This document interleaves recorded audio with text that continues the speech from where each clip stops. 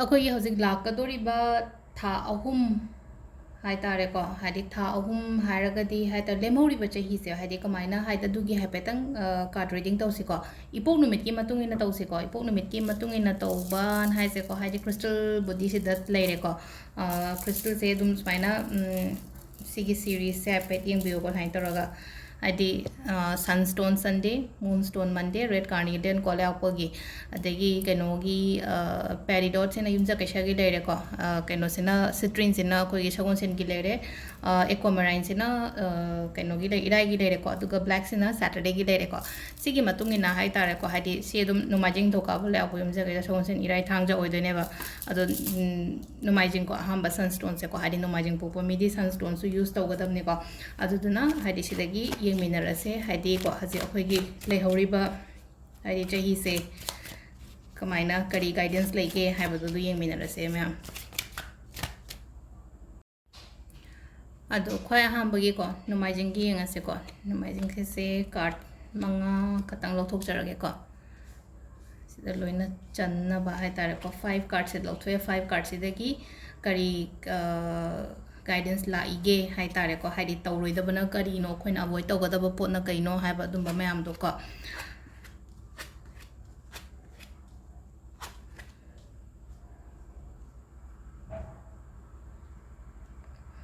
ꯑꯩꯒꯤ ꯁꯔꯥꯎꯟꯗꯤꯡꯗ ꯂꯩꯕ ꯃꯤꯗ ꯍꯥꯏꯇꯥꯔꯦꯀꯣ ꯃꯇꯦꯡꯒꯨꯝꯕ ꯇꯧꯕꯤꯌꯨꯀꯣ ꯈꯇꯪ ꯍꯥꯏꯇꯥꯔꯦꯀꯣ ꯍꯥꯏꯗꯤ ꯑꯩꯒꯤ ꯑꯀꯣꯏꯕꯗ ꯂꯩꯕ ꯃꯤꯗ ꯃꯇꯦꯡꯒꯨꯝꯕ ꯀꯩꯒꯨꯝꯕ ꯇꯧꯕꯤꯕ ꯑꯗꯨꯃꯥꯏꯅꯒꯨꯝꯕ ꯈꯔ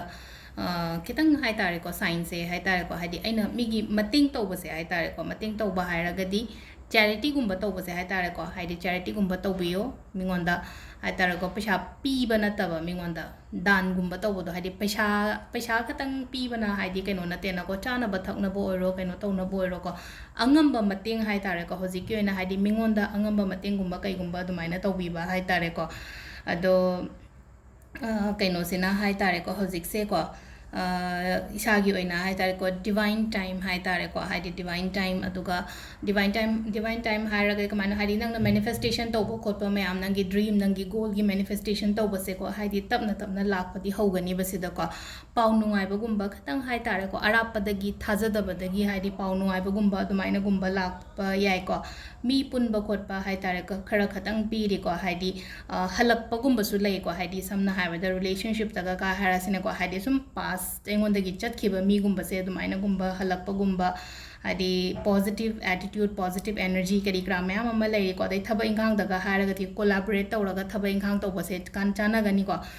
ꯀꯣꯂꯦꯕꯣꯔꯦꯁꯟꯁ ꯍꯥꯏꯅ ꯍꯥꯏꯔꯒꯗꯤ ꯀꯃꯥꯏꯅꯅೋ ꯍꯥꯏ ꯀꯥꯟꯁꯤꯗ ꯍꯥꯏꯗꯤ ꯄꯨꯜꯂꯒ ꯊꯕꯛꯀꯨꯝꯕ ꯇꯧꯃꯤꯟꯅꯕꯗꯣ ꯍꯥꯏꯇꯥꯔꯦꯀꯣ ꯍꯥꯏꯗꯤ ꯄꯥꯔꯠꯅꯔꯁꯤꯞꯇ ꯀꯔꯤꯗ ꯑꯗꯨꯃꯥꯏꯅꯒꯨꯝꯕ ꯍꯥꯏꯇꯥꯔꯦꯀꯣ ꯑꯩꯅ ꯆꯦꯔꯤꯇꯤꯗꯤ ꯇꯧ ꯍꯥꯏꯌꯦ ꯑꯗꯨꯒ ꯑꯍꯦꯟꯕ ꯃꯇꯦꯡꯒꯨꯝꯕꯗꯤ ꯄꯥꯡꯊꯣꯛꯀꯅꯨꯀꯣ ꯃꯤꯉꯣꯟꯗ ꯍꯥꯏꯇꯥꯔꯦꯀꯣ ꯑꯩꯒꯤ ꯏꯁꯥꯒꯤ ꯌꯦꯡꯗꯅ ꯃꯤꯉꯣꯟꯗ ꯃꯇꯦꯡꯒꯨꯝꯕ ꯄꯥꯡꯕꯤꯗꯕ ꯍꯥꯏꯇꯥꯔꯦꯀꯣ ꯁꯤꯗ ꯍꯥꯏꯗꯤ ꯑꯥꯏꯗꯤꯌꯥ ꯑꯅꯧꯕ ꯃꯌꯥꯝ ꯑꯃ ꯂꯥꯛꯀꯅꯤꯀꯣ ꯆꯍꯤ ꯂꯣꯏꯔꯝꯗꯥꯏꯁꯤꯗ ꯍꯥꯏꯇꯥꯔꯦꯀꯣ ꯅꯦꯛꯁ ꯌꯔꯒꯤ ꯍꯥꯏꯇꯥꯔꯦ ꯀ꯭ꯂꯤꯌꯔꯁꯨ ꯑꯣꯏꯔꯛꯀꯅꯤ ꯌꯥꯝꯅ ꯑꯩꯅ ꯇꯧꯒꯗꯕꯁꯦ ꯀꯔꯤꯅೋ ꯍꯥꯏꯕꯒꯤꯀꯣ ꯍꯥꯏꯗꯤ ꯏꯁꯥꯁꯤꯗ ꯃꯦꯟꯇꯦꯜ ꯀ꯭ꯂꯦꯔꯤꯇꯤ ꯑꯃꯁꯨ ꯂꯥꯛꯀꯅꯤ ꯑꯗꯨꯒ ꯁꯛꯁꯦꯁꯁꯨ ꯄꯤꯔꯤꯀꯣ ꯄꯤꯕꯁꯦꯀꯣ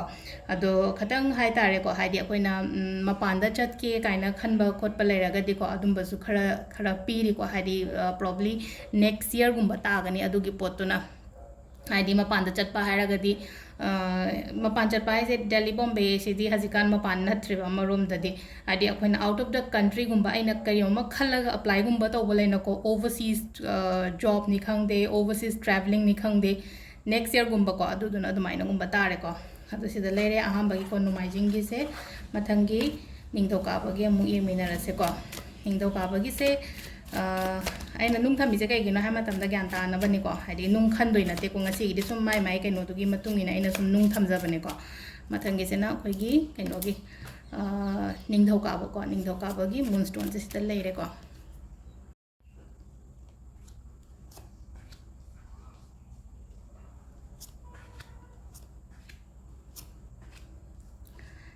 ꯁꯤ ꯂꯩꯔꯦ ꯑꯩꯈꯣꯏꯒꯤ ꯀꯥꯔꯗ ꯃꯉꯥꯁꯦ ꯅꯤꯡꯊꯧꯀꯥꯕꯒꯤꯀꯣ ꯀꯥꯔꯗ ꯑꯅꯤ ꯑꯍꯨꯝ ꯃꯔꯤ ꯃꯉꯥ ꯀꯣ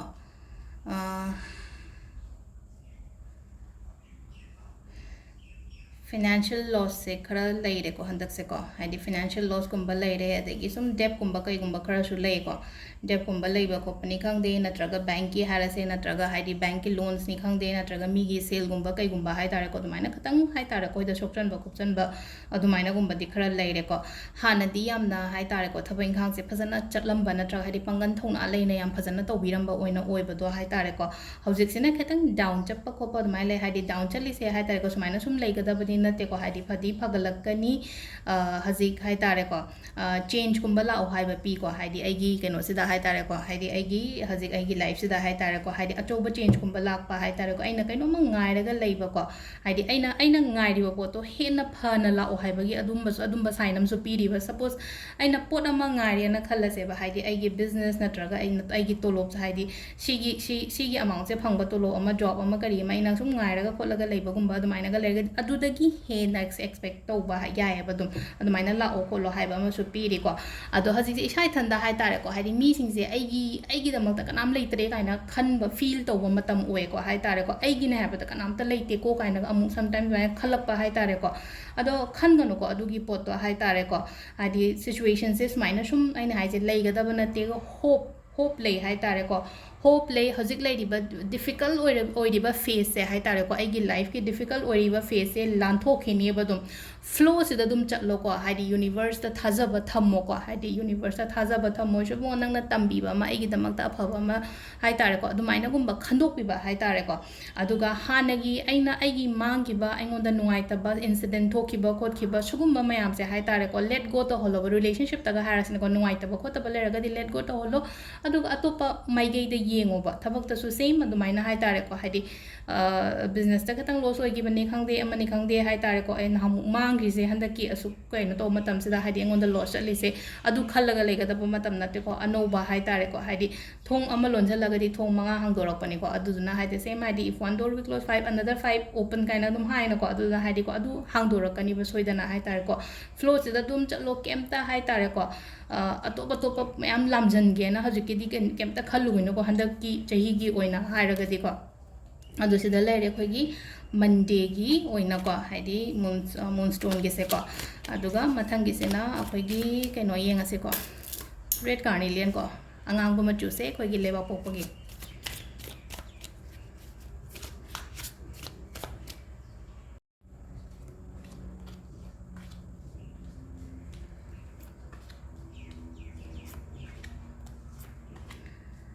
sida lere ko leba popogi oina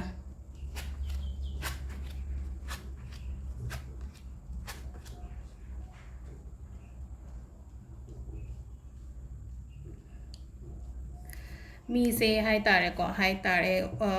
minamba mi gumba se khara thengnare ko life se da ko haidi minamba mi hai tare ko haidi engonda oida pa da gumba tawramba kholamba hai tare ko adumaina hai da adum bakra leye yekna basu khatang hai tare ko yekna basu dum khara lei hai dune dum adubu ko haidi ko adubu sida ko haidi khoigi thaba inkhang da hai tare ko haidi financially hai tare ko haidi financial haidi new finance hai tare ko or career ko opportunities kumba hai tare ko abundance prosperity sugumba mayam se la o haina piri ko haidi profitable oiba hai tare ko business da hairaga so job da hairaga so ko haidi pesha gi matang da pesha khatang se pesha se khara chang o hai bagi sign amadi piri ko hajik lem horiba matam khara se hai tare ko na hangai ga hairaga de aduga isha gi oina su ko amuk henna hai tare ko haidi effort thadaba matam ne hojik se amuk henna nang hard work taw ko haidi aina na hangai hai tare ko pung manga thabak tawrame na khalla se ko aigi adugi double p na bo hotna biyo ba hai tare ko aina hotna ringai hai tare ko aina hotna ringai aingonda kaino magi result to hai tare ko haidi result oiro natraga aigi goal hai lairik kaina harasine ko haidi lairik to na hangai paramba lairik to ga hojik he na pabiyo ba he na pa matam da haidi ai expect toriba poto haite marks oiro natraga aigi exam tha doine ko toine haraga di aduda mai pak pokhot pa admaina pi ba hai tare ko ishada haidi chauthok pa khot pa sungpa kaino tawgan ko haidi self akoi kai haini akoi over smart ꯅꯦ ꯍꯥꯏꯔꯁꯦꯀꯣ ꯍꯥꯏꯗꯤ ꯈꯟꯒꯅꯣꯕ ꯑꯩꯁꯦ ꯍꯩꯔꯦ ꯈꯪꯉꯦ ꯈꯜꯂꯁꯦꯕ ꯇꯥꯔꯒꯁꯨꯀꯣ ꯏꯁꯥꯁꯤꯗꯀꯣ ꯍꯥꯏꯗꯤ ꯆꯥꯎꯊꯣꯛꯄꯅꯤ ꯈꯪꯗꯦ ꯏꯒꯣꯒꯨꯝꯕꯅꯤ ꯈꯪꯗꯦꯀꯣ ꯍꯥꯏꯗꯤ ꯄꯨꯁꯟꯒꯅꯣ ꯃꯌꯥꯝ ꯃꯃꯥꯡꯗ ꯍꯥꯏꯇꯥꯔꯦꯀꯣ ꯍꯥꯏꯗꯤ ꯁꯝꯇ ꯑꯩꯈꯣꯏꯁꯦ ꯏꯒꯣꯁꯦ ꯑꯗꯨꯝ ꯌꯥꯎꯋꯤꯅꯀꯣ ꯑꯩꯉꯣꯟꯗꯁꯨ ꯉꯥꯏꯔꯦ ꯃꯤꯉꯣꯟꯗꯁꯨ ꯉꯥꯏꯔꯦꯀꯣ ꯀꯨꯝ ꯍꯥꯏꯗꯤ ꯃꯥꯅ ꯑꯗꯨ ꯍꯥꯏꯔꯒꯗꯤ ꯍꯦꯛꯇ ꯌꯥꯕ꯭ꯔꯅꯦ ꯀꯥꯏꯅ ꯈꯜꯂꯒ ꯑꯗꯨꯃꯥꯏꯅ ꯇꯧꯕ ꯌꯥꯎꯋꯤꯅꯀꯣ ꯑꯗꯨꯅ ꯏꯒꯣꯁꯤꯡꯁꯦ ꯁꯥꯏꯠ ꯑꯝꯗ ꯊꯝꯕꯤꯌꯣ ꯍꯧꯖꯤꯛꯀꯤ ꯑꯣꯏꯅ ꯍꯥꯏꯔꯒꯗꯤ ꯃꯇꯝ ꯈꯔꯒꯤ ꯍꯥꯏꯇꯥꯔꯦꯀꯣ ꯑꯩꯒꯤ ꯏꯒꯣꯁꯤꯅ ꯄ꯭ꯔꯣꯕ꯭ꯂꯦꯝ ꯑꯣꯏꯔꯒ ꯍꯥꯏꯇꯥꯔꯦꯀꯣ ꯑꯩꯒꯤ ꯊꯕꯛ ꯏꯪꯈꯥꯡꯗ ꯁꯣꯜꯂꯛꯀꯅꯦꯕ ꯑꯗꯨꯅ ꯏꯒꯣꯁꯦ ꯀꯤꯛ ꯑꯥꯎꯠ ꯇꯧꯊꯣꯛꯄꯤꯈ꯭ꯔꯣꯀꯣ ꯃꯇꯝ ꯈꯔꯒꯤ ꯑꯣꯏꯅ ꯍꯥꯏꯔꯒꯗꯤꯀꯣ ꯑꯗꯨ ꯇꯥꯔꯒꯗꯤ ꯍꯥꯏꯇꯥꯔꯦꯀꯣ ꯅꯪꯒꯤ ꯒꯣꯜ ꯀꯔꯤ ꯀꯔꯥ ꯌꯧꯕ ꯃꯇꯝꯗꯀꯣ ꯌꯥꯝ ꯀꯥ ꯍꯦꯟꯅ ꯄ꯭ꯔꯣꯕ꯭ꯂꯦꯝ ꯂꯩꯔꯣꯏꯕꯀꯣ ꯑꯗꯨꯒ ꯏꯟꯁꯄꯤꯔꯦꯁꯟꯁ ꯌꯥꯝꯅ ꯐꯪꯒꯅꯤ ꯑꯣꯄꯣꯔꯆꯨꯅꯤꯇꯤꯁ ꯃꯌꯥꯝ ꯑꯃ ꯂꯥꯛꯀꯅꯤ ꯒ꯭ꯔꯣꯠ ꯃꯌꯥꯝ ꯑꯃ ꯂꯥꯛꯀꯅꯤꯀꯣ ꯑꯗꯨꯒ ꯑꯥꯏꯗꯤꯌꯥꯁ ꯍꯥꯏꯇꯥꯔꯦꯀꯣ ꯑꯥꯏꯗꯤꯌꯥꯁꯨ ꯃꯌꯥꯝ ꯑꯃ ꯂꯥꯛꯀꯅꯤ ꯏꯁꯥ ꯏꯊꯟꯇꯀꯣ ꯌꯥꯝ ꯊꯤꯅ ꯃꯣꯇꯤꯚꯦꯠꯁꯨ ꯑꯣꯏꯒꯅꯤꯕ ꯑꯗꯨꯝ ꯑꯗꯨꯒ ꯍꯥꯏꯇꯥꯔꯦꯀꯣ ꯍꯥꯏꯗꯤ ꯊꯕꯛ ꯏꯪꯈꯥꯡ ꯑꯅꯧꯕ ꯇꯧꯒꯦ ꯈꯣꯠꯀꯦ ꯍꯥꯏꯕ ꯃꯇꯝꯗꯀꯣ ꯍꯥꯏꯗꯤ ꯇꯧꯕꯤꯕ ꯌꯥꯏ ꯑꯗꯨꯒ ꯑꯃꯅ ꯑꯃꯨꯛ ꯀꯩꯅꯣ ꯍꯥꯏ ꯀꯥꯟꯁꯤꯗꯀꯣ ꯍꯥꯏꯗꯤ ꯑꯣꯄꯣꯔꯆꯨꯅꯤꯇꯤꯁ ꯍꯥꯏꯗꯤ ꯑꯩꯉꯣꯟꯗꯀꯣ ꯍꯥꯏꯗꯤ ꯃꯤꯅꯁꯨ ꯍꯥꯏꯇꯥꯔꯦꯀꯣ ꯍꯥꯏꯗꯤ ꯄꯤꯔꯛꯀꯅꯦꯕ ꯑꯗꯨꯝ ꯍꯥꯏꯗꯤꯀꯣ ꯍꯥꯏꯗꯤ ꯃꯤꯅ ꯄꯤꯔꯛꯀꯅꯤ ꯍꯥꯏꯔꯒꯗꯤꯀꯣ ꯑꯩꯅ ꯆꯠꯂꯨꯗ꯭ꯔꯃꯛꯁꯨ ꯍꯥꯏꯗꯤ ꯃꯤꯁꯤꯅ ꯅꯪ ꯁꯤꯁꯦ ꯇꯧꯒꯦꯔꯥ ꯈꯣꯠꯀꯦꯔꯥ ꯀꯥꯏꯅꯒ ꯍꯥꯏꯇꯥꯔꯦꯀꯣ ꯃꯥꯒꯤ ꯁꯥꯏꯠꯇꯒꯤ ꯍꯥꯏꯗꯤ ꯄ꯭ꯔꯄꯣꯖꯜꯅꯤ ꯈꯪꯗꯦ ꯑꯣꯐꯔꯅꯤ ꯈꯪꯗꯦ ꯑꯗꯨꯃꯥꯏꯅꯒꯨꯝꯕ ꯂꯥꯛꯄ ꯍꯥꯏꯇꯥꯔꯦ ꯑꯗꯨ ꯁꯤꯗ ꯂꯩꯔꯦ ꯑꯩꯈꯣꯏꯒꯤ ꯂꯩꯕꯥꯛꯄꯣꯛꯄꯒꯤꯁꯤꯅꯀꯣ ꯃꯊꯪꯒꯤꯁꯦ ꯑꯩꯈꯣꯏꯒꯤ ꯌꯨꯝꯖꯀꯩꯁ ꯑꯃꯨꯛ ꯌꯦꯡꯃꯤꯟꯅꯔꯁꯦꯀꯣ ꯌꯨꯝꯖꯀꯩꯁꯒꯤ ꯄꯦꯔꯤꯗꯣꯠ ꯀꯣ ꯒ꯭ꯔꯤꯟ ꯀꯂꯔꯒꯤ ꯁ꯭ꯇꯣꯟꯁꯦꯀꯣ ꯌꯨꯝꯖꯀꯩꯁꯒꯤ ꯑꯣꯏꯅ ꯅꯨꯃꯤꯠꯇꯨꯒꯤ ꯃꯇꯨꯡ ꯏꯟꯅ ꯀꯂꯔꯁꯨ ꯑꯗꯨꯝ ꯂꯩꯅ ꯀ꯭ꯔꯤꯁꯇꯜꯗꯁꯨ ꯑꯩꯈꯣꯏꯅ ꯌꯨꯁ ꯇꯧꯕꯤꯕ ꯌꯥꯏꯀꯣ ꯑꯗꯨꯅꯅꯦꯀꯣ ꯑꯩꯅ ꯁꯨꯃꯥꯏꯅ ꯒ꯭ꯔꯤन ꯅꯨꯡꯇꯤꯒꯤ ꯍꯥꯏꯅꯀꯣ ꯍꯥꯏꯗꯤ ꯌꯨꯝꯖꯀꯩꯁ ꯍꯥꯏꯔꯒꯗꯤ ꯒ꯭ꯔꯤꯟ ꯀꯩꯅꯣ ꯍꯥꯏꯔꯒꯗꯤ ꯁꯒꯣꯜꯁꯦꯟ ꯍꯥꯏꯔꯒꯗꯤ ꯑꯩꯈꯣꯏꯒꯤ ꯍꯪꯒꯄꯥꯟꯒꯨꯝꯕ ꯀꯩꯒꯨꯝꯕ ꯑꯗꯨꯃꯥꯏꯅ ꯌꯨꯁ ꯇꯧꯕꯤꯌꯣ ꯍꯥꯏꯕꯗꯣꯀꯣ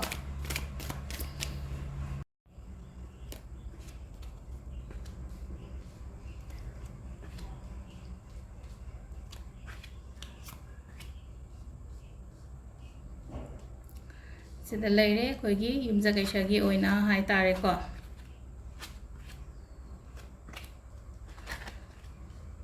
ꯊꯕꯛꯁꯦ ꯄꯥꯡꯊꯣꯛꯀꯗꯕ ꯊꯕꯛ ꯌꯥꯝ ꯂꯩꯔꯤꯀꯣ ꯍꯥꯏꯗꯤ ꯄꯥꯡꯊꯣꯛꯇꯗꯅ ꯂꯩꯕ ꯍꯧꯖꯤꯛ ꯐꯥꯎꯕ ꯍꯥꯏꯇꯥꯔꯦꯀꯣ ꯍꯥꯟꯅꯗꯒꯤ ꯁꯨꯝ खल्लगा ꯂꯩꯔꯦ ꯍꯥꯏꯗꯤ ꯆꯍꯤ ꯑꯃꯅꯤꯗꯩꯒ खल्लगा ꯂꯥꯛꯄꯒꯨꯝꯕ ꯑꯣꯏꯇꯥꯔꯒꯁꯨꯀꯣ ꯍꯥꯏꯗꯤ ꯄꯣꯠꯁꯦ ꯄꯥꯡꯊꯣꯛꯇꯅ ꯂꯩꯕ ꯑꯗꯨꯝ ꯈꯟꯖꯥꯟꯅꯔꯒ ꯂꯩꯕ ꯈꯣꯠꯄ ꯊꯕꯛ ꯏꯪꯈꯥꯡ ꯈꯔ ꯂꯩꯔꯤꯀꯣ ꯄꯥꯡꯊꯣꯛꯄ ꯌꯥꯏꯀꯣ ꯑꯗꯨꯗꯣ ꯍꯧꯖꯤꯛꯁꯦ ꯍꯥꯏꯇꯥꯔꯒꯗꯤꯀꯣ ꯍꯥꯏꯗꯤ ꯄꯥꯡꯊꯣꯛꯄ ꯌꯥꯏ ꯀꯩꯅꯣ ꯇꯧꯕꯤꯌꯣ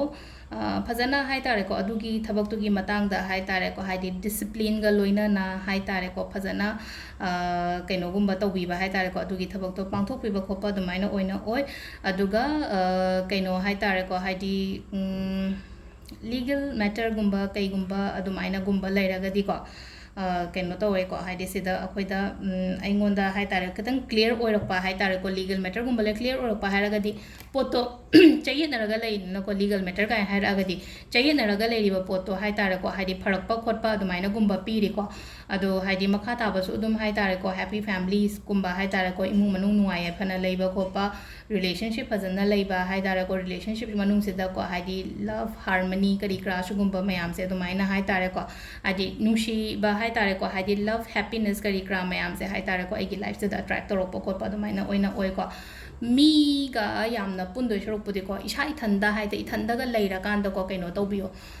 ꯍꯥꯏꯗꯤ matam ꯄꯤꯕꯗꯣ ꯍꯥꯏꯇꯥꯔꯦꯀꯣ ꯍꯥꯏꯗꯤ ꯀꯩꯅꯣꯃ ꯑꯩꯈꯣꯏꯅ ꯋꯥꯈꯟꯁꯦ ꯊꯕꯛ ꯑꯃ ꯇꯧꯒꯦ ꯍꯥꯏꯕ ꯃꯇꯝꯗ ꯉꯁꯥꯏꯒꯤ ꯃꯤ 10 ꯐꯝꯃꯤꯟꯅꯕ ꯃꯇꯝꯗꯗꯤ ꯍꯥꯏꯗꯤ ꯑꯩꯅ ꯄꯥꯝꯃꯤꯕ ꯄꯣꯠꯇꯣ ꯋꯥꯈꯟꯗꯣ ꯈꯟꯕ ꯉꯝꯗꯦꯗꯅꯀꯣ ꯑꯗꯨ ꯏꯊꯟꯗꯒ ꯂꯩꯔꯀꯥꯟꯗ ꯍꯥꯏꯇꯥꯔꯦꯀꯣ ꯏꯊꯟꯗ ꯑꯩꯉꯣꯟꯗ ꯃꯇꯝꯁꯦ ꯍꯥꯏꯗꯤ ꯐꯖꯅꯒ ꯄꯤꯔꯀꯥꯟda ꯑꯩ ꯁꯤ ꯊꯕꯛꯁꯦ ꯇꯧꯁꯤꯔꯥ ꯇꯧꯔꯣꯏꯁꯤꯔꯥ ꯅꯠꯇ꯭ꯔꯒ ꯍꯥꯏꯗꯤ ꯄ꯭ꯂꯥꯅꯤꯡ ꯁ꯭ꯇ꯭ꯔꯦꯇꯦꯖꯤ ꯀꯔꯤ ꯀꯔꯥ ꯁꯤꯒꯨꯝꯕ ꯃꯌꯥꯝꯁꯦ ꯁꯦꯝꯗꯣꯛꯑꯣꯕ ꯍꯧꯖꯤꯛꯇꯒꯤ ꯍꯧꯅ ꯍꯥꯏꯇꯥꯔꯦꯀꯣ ꯃꯊꯪ ꯆꯍꯤ ꯍꯥꯏꯇꯥꯔꯦꯀꯣ 24ꯒꯤ ꯍꯥꯏꯇꯥꯔꯦ ꯆꯍꯤꯁꯦ ꯍꯧꯖꯤꯛ ꯂꯣꯏꯁꯟꯗꯣꯔꯕꯅꯤꯅ ꯍꯥꯏꯗꯤꯀꯣ ꯍꯥꯏꯗꯤ ꯃꯤ ꯄꯨꯜꯂꯨꯔꯒ ꯍꯥꯏꯇꯥꯔꯦꯀꯣ ꯍꯥꯏꯗꯤ ꯃꯇꯝꯗꯣ ꯃꯥꯡꯍꯟꯕꯒꯤ ꯃꯍꯨꯠꯇ ꯍꯥꯏꯇꯥꯔꯦꯀꯣ ꯃꯤ ꯄꯨꯟꯕ ꯍꯥꯏꯔꯒꯗꯤ unnecessaryꯒꯨꯝꯕ ꯄꯨꯟꯕ ꯍꯥꯏꯇꯥꯔꯦ ꯀꯥꯟꯅꯗꯕꯗ ꯄꯨꯟꯕꯒꯨꯝꯕ ꯑꯗꯨꯃꯥꯏꯅ ꯂꯩꯅꯀꯣ ꯑꯗꯨꯝꯕꯒꯨꯝꯕꯗꯣ ꯈꯇꯪ ꯑꯚꯣꯏꯗ ꯇꯧꯊꯣꯛꯑꯒꯀꯣ ꯌꯨꯝꯗ ꯐꯝꯃꯒ ꯌꯨꯝꯗ ꯂꯩꯔꯒ ꯍꯥꯏꯇꯥꯔꯦꯀꯣ ꯃꯈꯥ ꯇꯥꯕ ꯂꯥꯛꯀꯗꯧꯔꯤꯕꯁꯤꯗ ꯍꯥꯏꯗꯤ next yearꯒꯤ ꯑꯣꯏꯔꯣꯀꯣ ꯀꯩ ꯑꯣꯏꯔꯣ ꯑꯗꯨꯝꯕ ꯃꯌꯥꯝꯗꯣ ꯍꯥꯏꯇꯥꯔꯦꯀꯣ ꯍꯥꯏꯗꯤ ꯍꯧꯖꯤꯛꯇꯒꯤ ꯍꯧꯅ with proper planning strategy ꯁꯦꯝꯃ ꯈꯣꯠꯂꯒ ꯕꯤꯖꯤꯅꯦꯁꯀ ꯇꯧꯕ ꯃꯤꯅꯦ ꯍꯥꯏꯔꯁꯦ ꯑꯦꯛꯖꯥꯝ ꯊꯥꯒꯗꯕꯅꯦ ꯍꯥꯏꯔꯁꯦ ꯑꯇꯩ ꯑꯇꯩ ꯄ꯭ꯔꯤꯄꯦꯔꯦꯁꯟꯁ ꯇꯧꯒꯗꯕꯅꯦ ꯍꯥꯏꯕꯗꯣ ꯑꯗꯨꯗꯣ ꯐꯖꯅ ꯇꯧꯕꯤꯌꯣꯕ ꯑꯗꯨꯁꯤꯗꯀꯣ ꯍꯥꯏꯗꯤ ꯑꯗꯨꯒꯤ ꯃꯇꯨꯡꯗ ꯍꯥꯏꯇꯥꯔꯦꯀꯣ ꯍꯥꯏꯗꯤ ꯐꯦꯁ ꯑꯃꯗ ꯐꯖꯅ ꯆꯪꯉꯛꯀꯅꯤꯀꯣ ꯂꯥꯏꯐꯀꯤ ꯍꯥꯏꯗꯤ ꯐꯦꯁ ꯑꯃꯗ ꯆꯪꯉꯛꯄ ꯍꯥꯏꯗꯤ ꯀꯝꯄ꯭ꯂꯤꯁꯟ ꯑꯣꯏꯔꯛꯄꯗꯣ ꯉꯁꯥꯏꯒꯤ ꯑꯩꯅ ꯇꯧꯔꯤꯕ ꯄꯣꯠꯇꯣ ꯀꯝꯄ꯭ꯂꯤꯠ ꯑꯣꯏꯔꯛꯄ ꯍꯥꯏꯇꯥꯔꯦꯀꯣ ꯄꯩꯈꯥꯒꯤ ꯊꯥꯕꯅꯦ ꯍꯥꯏꯁꯦ ꯀꯝꯄ꯭ꯂꯤꯠ ꯑꯣꯏꯔꯛꯄ ꯍꯥꯏꯗꯤ ꯄꯩꯈꯥꯗꯣ ꯃꯥꯏ ꯄꯥꯛꯄꯅꯦ ꯍꯥꯏꯔꯁꯦ ꯅꯠꯇ꯭ꯔꯒ ꯕꯤꯖꯤꯅꯦꯁꯇ ꯍꯥꯏꯔꯁꯦ ꯕꯤꯖꯤꯅꯦꯁꯇꯣ ꯑꯩꯒꯤ ꯀꯝꯄ꯭ꯂꯤꯁꯟꯒꯨꯝꯕ ꯂꯥꯛꯄ ꯍꯥꯏꯇꯥꯔꯦꯀꯣ ꯇ꯭ꯔꯥꯚꯦꯂꯤꯡꯒꯨꯝꯕ ꯀꯩꯒꯨꯝꯕ ꯈꯔꯁꯨ ꯄꯤꯔꯤꯀꯣ ꯏꯁꯥꯒꯤ ꯑꯣꯏꯅ ꯍꯥꯏꯔꯒꯗꯤ ꯆꯠꯄ ꯈꯣꯠꯄ ꯑꯃ ꯍꯥꯏꯇꯥꯔꯦꯀꯣ ꯑꯗꯨꯃꯥꯏꯅ ꯈꯔ ꯂꯩꯀꯣ ꯑꯗꯣ ꯁꯤꯗ ꯂꯩꯔꯦ ꯑꯩꯈꯣꯏꯒꯤ ꯌꯨꯝꯖꯀꯩꯁꯒꯤꯀꯣ ꯃꯊꯪꯒꯤꯁꯤꯅ ꯑꯩꯈꯣꯏꯒꯤ ꯁꯒꯣꯜꯁꯦꯟꯒꯤ ꯑꯃꯨꯛ ꯌꯦꯡꯃꯤꯟꯅꯔꯁꯦꯀꯣ ꯁꯒꯣꯜꯁꯦꯟꯒꯤꯁꯦ ꯁ꯭ꯇ꯭ꯔꯤꯟ ꯂꯩꯔꯦꯀꯣ ꯁꯤꯗ ꯈꯤꯇꯪ ꯌꯦꯜꯂꯣꯋꯤꯁ ꯆꯪꯕ ꯀ꯭ꯔꯤꯁꯇꯜꯁꯦꯀꯣ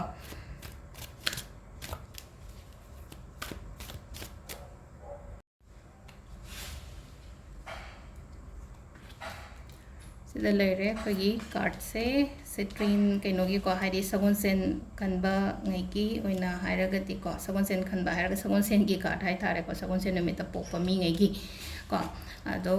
2 3 4 5 ko achievement मैम हम दी लेजगरे को इशा की ओना हाय तारे को थबा इंखांग द सक्सेस कुंबा से हाना दी अदुम लेदना सु लाए को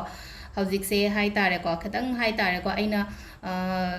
बिजनेस से ऑलरेडी हाय तारे को हाइडी कनो तो बा हाय तारे ए बिजनेस से फजना रन तौरमे खोलमेना खलसे को हौजिक से रिटर्न से हाय तारे को क्या लाक्तबा हाय तारे को अना एक्सपेक्ट तौबना अमा हाइडी लाकपसिना हाइडी तपना लाकपनी खंगदे अना सपोज हाय तारे को थाम द लुपा लाक अम एक्सपेक्ट तौवेना खलसे को आइगी इनकम से अदुदगी तंखाइनी खंगदे अमनी खंगदे दुमाइना गुम लाकपसिदा अमु इंटरेस्ट खतंग खतंग हनबा हाय तारे को हनबिगनो दुगी इंटरेस्ट तो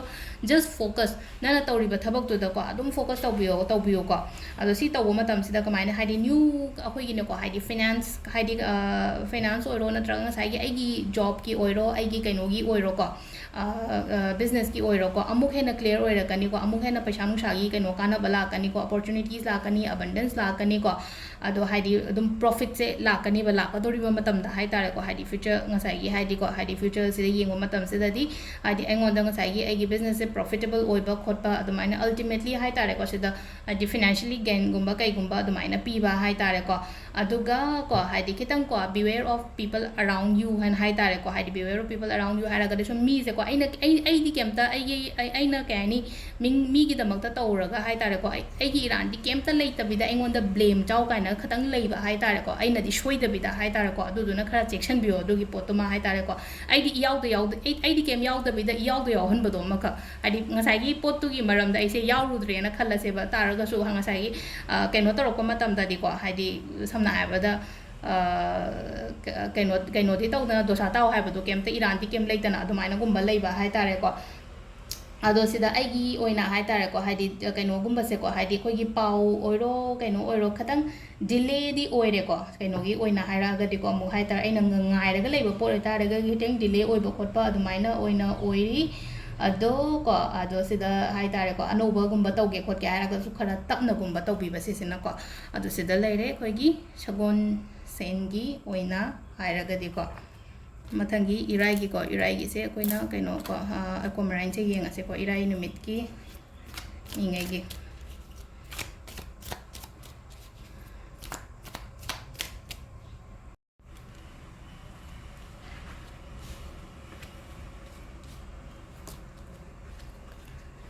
सिदा लेरे को इराई से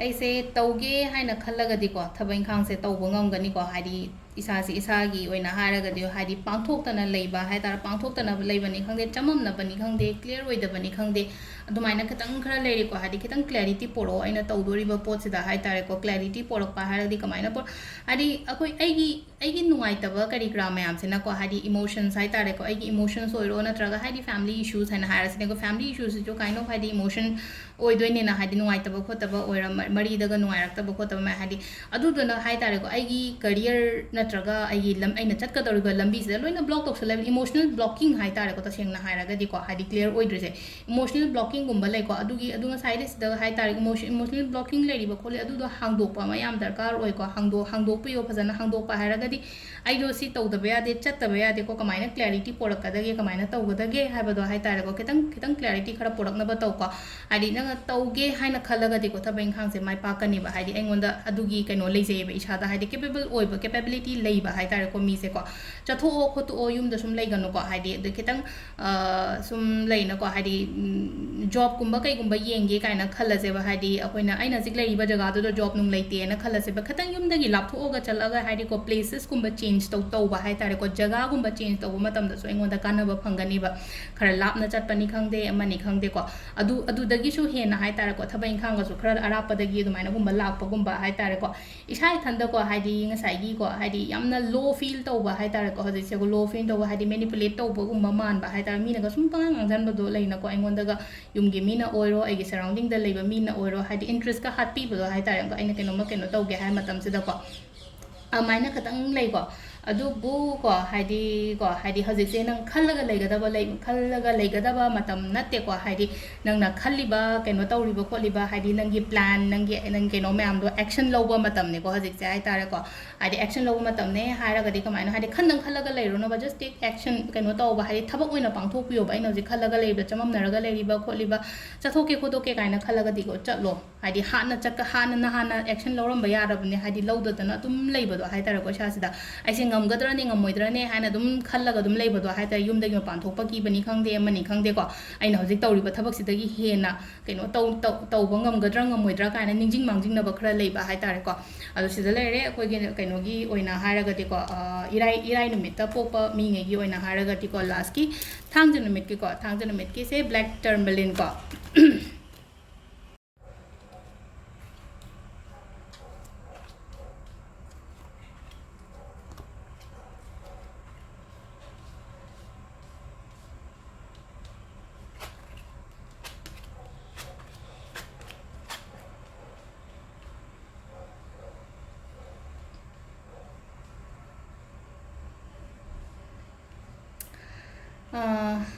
past ki ko haidi past ki bad memories ni khangde bad experience ni khangde adum basida ko yamna khanjalaga leiba oina oi ko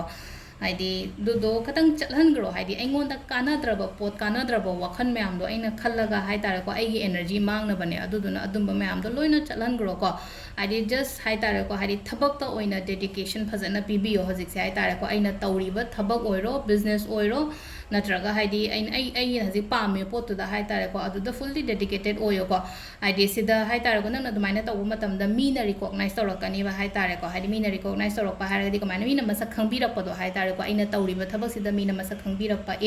मासे सी थबक से तौबनी को कायना मसक खंगक हाई तारे को अदुमाइन तौरगा हाई तारे को हाइदि यिंगसन बदि यामे को यिंगसन बयामगा सो जस्ट अवॉइड इग्नोर गुम्बा तौथोपियो को इमुंग मनुंग हाई तारे को हजिकी ओइना हाइरागदि इमुंग मनुंग करी करादि दुम फजना इंगना चिकना लेबा खोटपा अदुमाइना पीरी बैलेंस यामना फजना तौबियो को तौसु तौरी को इशाना हाई तारे को इशाना बैलेंस गुम्बा कई गुम्बा फजना याम फजना तौरे को अदो कइनो हाई तारे को हाइदि खितंग समवेयर कइनो तौरगा हाई तारे को खरा इशागी ओइना सिदा चममनबदो हाई तारे को खरा चममनबा हारगदि को हाइदि सुम तौगदब थबक से हाइदि करम चत्तोइनो खोत्तोइनो हाइबगी खितंग क्लियर ओइदब खरा सु लेइ को अदुबु हाई तारे को सिदा अदु लाकदोरिबा मतम से हाई तारे को लाकदोरिबा मतम हारगदि अपकमिंग हाई तारे को अपकमिंग फ्यूचर गुम्बददि याम फैयेबा नांगै अइना लेरमिबा स्टेज तुगा हाइना रगदि अदुदगी धमा अमा चेंज तौरगा लाकनिबा ग्रोथ लेबा हाई तारे को याम सेंगना हारकांदा को अदु ngसाइगे अइना क्वाइ फर्स्ट अमा हाइगेदो नुंगाइतबा लेरिबा खोलिबा मयाम से को रिलीज तो होलो चलहनगरो आई लाइफ तगे को आई लाइफ तगे रिलीज तो हनबा हारगदि कमाइना नो हाय कांज नुंगाइतबा ओइरो आदि सुम फतबा एक्सपीरियंस नि खंगदे को अदुम मयाम दो इनथोखरोबा साइड अमदा आदि अदुदो हादि स्माइना हादि को योमजलगा थमगनो आई ममांगदा अदुदो फलां काउथोखरो गाइदनो मदुगा हादि अफबदो ओइना पोरकनबा ओइना होनबिबा हाय तारे को फ्लो सिदा दुम चपियो को सिदा सो हाय तारे फ्लो सिदा चपियो हाय तारे को हादि कइनो सिदा हाय तारे को सिदा हादि यूनिवर्स थाजबा थमो हाय तारे को ईश्वर सिदा थाजबा थमबियो हादि मासिना हाय तारे को आइगी दमकता सोइदना अफब तौरकनी को हायबदो को अदुगा ऑलवेज ग्रेटिट्यूड कुंबा पे तौबा हाय तारे को ग्रेटिट्यूड पे तौबा हाय कमाइना थागत पिबा हाय तारे ईश्वर सिदा हाय आइना लाइक खरम मतमदे आइगोंदा नुंती की खरम मतम सिदा अखोइ नीदी नीना को नी हायदि सोगो सी तौबिगनो सी सोहनबिगनो सी सोहनबिगनो हायबगी अदुमाइना मयामम दि नीरे को हायदि अदु अखो आइगोंदा पिबिरिबा खरा सिगी दमकता सो को हायदि मंगोंदा थागत प फोंदोपियोबा आइगोंदा पिबिरिबा दम हायदि एंगसी तौरिबा मैम से अखोई फैमिली सेफ ओय हायदि अखोई फैमिली सेफ ओय हारगा माइन हायदि अखोई हिंगिदना को अमरोमददि हायदि हजिकी कइनो तौरिबा मतम सिदा अदगी हायदि सोक सोयंगम यावदबा खोतबा सुगुम्बा मैम सिगी दमकता ग्रेटिट्यूड लेरे अदगी अमन अमु कइनो हाय कांसिदा हायदि एंगोंदा हायते पिक्केरा चावगेरा यामोइरा आइगी इनकम हायबा म करी हायबा म मु लाक्चरिना को अदुना सुम सिगुम्बा मैम सिगी को हायदि ग्रेटिट्यूड पे तौबियो हाय तारे को नुंती की ओइना अदु सिदा लेरे अखोइगी ngasi gi oina hai tare ko lakadoriba hai to lemoriba chahi in hairasne ko lemoriba chahi matek sigi oina maina reading tawbane ko ado ipok numit ki matungina ado sida leire ngasi gi card reading se ma'am. Thank you.